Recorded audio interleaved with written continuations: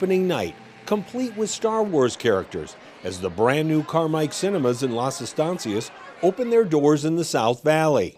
As we were coming down this hallway, there was a group of people that were saying, "Can you believe this is in the South Valley?" I was walking in, and there was an older gentleman that was, his eyes watered up, and he said, it's a miracle in the valley. Because when you have a place where you can work in your community, not have to travel to do that, that means more money for you and your family. In addition to that, when you can shop, where you can be entertained in your community, also means money in your pocket. I can have the next guest in line. Carmike's ribbon cutting is the latest in a string of economic development successes that have been debuting in Bernalillo County's District 2 and demonstrate public-private partnerships in action. This is a continuing process. We envision this being a $70–80 million investment when it's all said and done, and we just couldn't be more pleased with the progress that we've made. Economic development has been on the forefront of the Commissioner's agenda since he was elected to office in 2008. We made sure that when companies like Wagner, Admiral Beverage, U.S. Foods, or Las Estancias wanted to work with county government, we assembled the entire team at once. We didn't want to piecemeal it so that they would have to go to this office and that department. No, the county manager on down on every level was involved. Another prominent player in the South Valley expansion is Admiral Beverage. For years, known as Maloof Distributing, were bought out by Admiral in 2010. It was an IRB that allowed them to triple their warehouse space and expand their operation on Rio Bravo Boulevard and Prince Street. From a construction standpoint, equipment we'd have to bring into this particular site, it was a $15 million IRB, which was half of what in effect was committed. If we expand, we can expand almost the same amount of size as this facility to the east of us. But Admiral also needed more than just a loan. They found a team player that helped them get through the planning process as well. From a standpoint of speed and just the desire to make it happen for us in that tight deadline, I couldn't have been more pleased. It really gave me a lot of satisfaction to know that the county was working on our behalf. If that didn't happen, we most likely would have gone someplace else.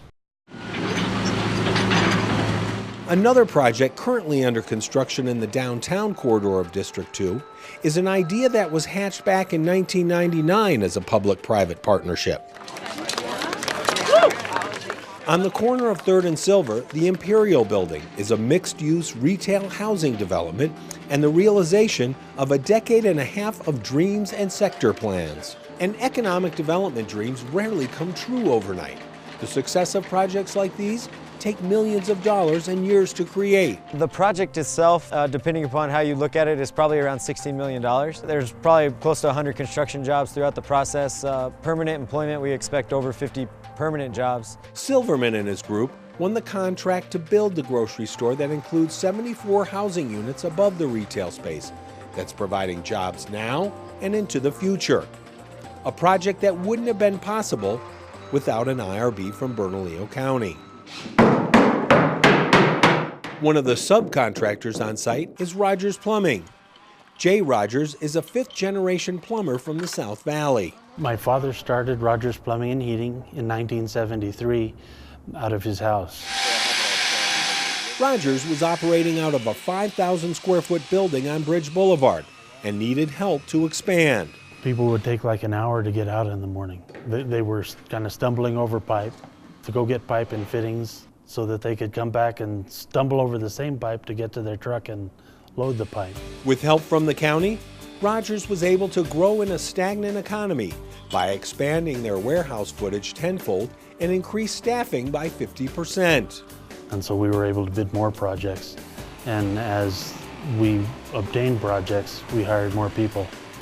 And hiring more people means that we're able to do bigger projects and more projects, like this project. The plumbing and public utility scope on this project is just over $1 million.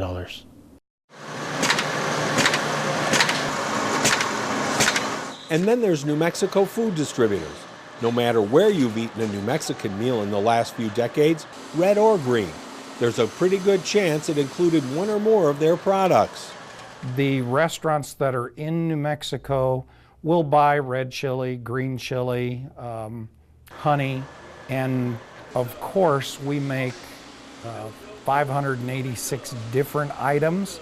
Their latest plan, with the help of a $30 million IRB, is to produce and distribute enough New Mexican foods to help satisfy the appetites of folks across the country who can't live without them.